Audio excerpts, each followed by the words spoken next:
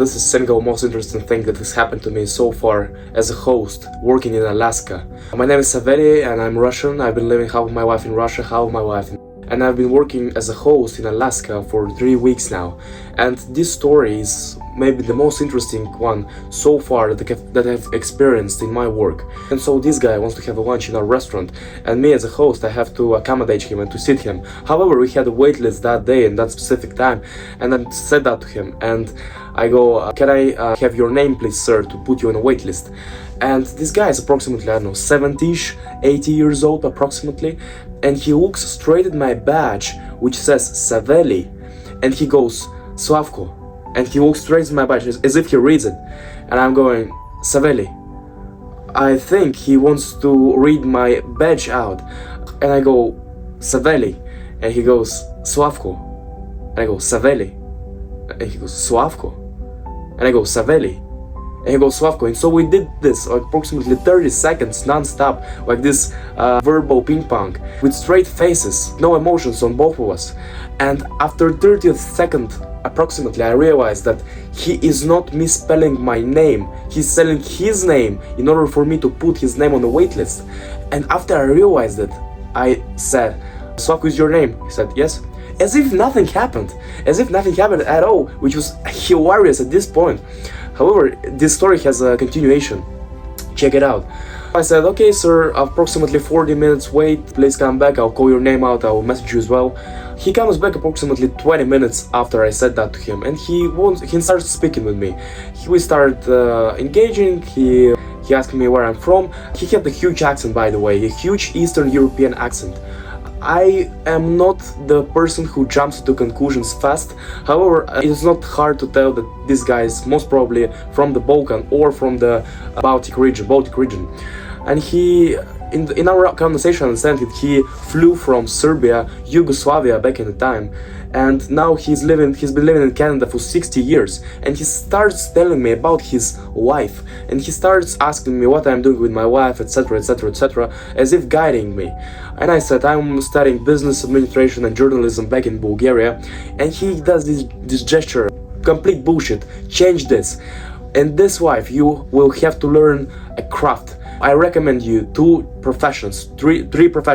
jobs. First one is electrician, which is kind of dangerous and it's hard, and it's different in Europe and in the States because of the watts, 110 and 220 watts. The second option is being a nurse. And being a nurse and nursing in general is, again, if you make a mistake, a person can die or something else, it's a hard job.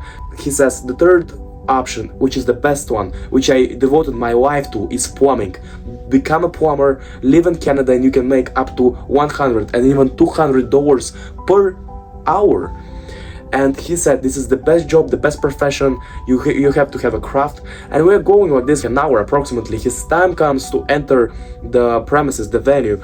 I usher him, I sit him with his wife on a chair, and he says, do you want me to give my contacts to you? And I said, yes, why not? I give him a piece of paper, he writes his name down, and the next day, the most important thing, the next day he comes again without his wife. However, this time he goes specifically to me and he said, I couldn't sleep that night, I was thinking about you. My wife asked me, why did you give this guy your contacts like this, like your phone number, your email, your name, etc. And he goes, because I see potential in these guys, in me. He goes, I want to save him. I'm a visionary. I have a vision that Yugoslavia will fall apart, that the war in Ukraine will break out, and eventually Europe will burn in flames because of the war Russia started. He recommended to me to flee from Europe as fast as possible, as quickly as possible, take my family and go to Canada, Canada being the safe haven right now of the world. To my suggestion going to the United States instead, he replied that the United States will fall apart as Roman Empire did, so no empire is lasting more than approximately 200 years, and it's time for America to fall apart. And we started speaking with each other, and it's like goes like for hours, maybe hour and a half. And he goes like, we shake hands like a dozen of times. And this probably was my most interesting encounter so far in this job, because it got me thinking. It really got me thinking after our conversation, which is kind of crazy because after conversations with people, I don't really think about those conversations. I'm engaged in the process of conducting them. However, it is hardly ever any person can leave an impact on me, at least momentarily, after the conversation has ended. And this was the case. Write in your comments what's your opinion about it, and what's your stance on the current economic disposition in the world and political disposition in the world, and whether you agree with the pieces of advice he gave me. Stay tuned.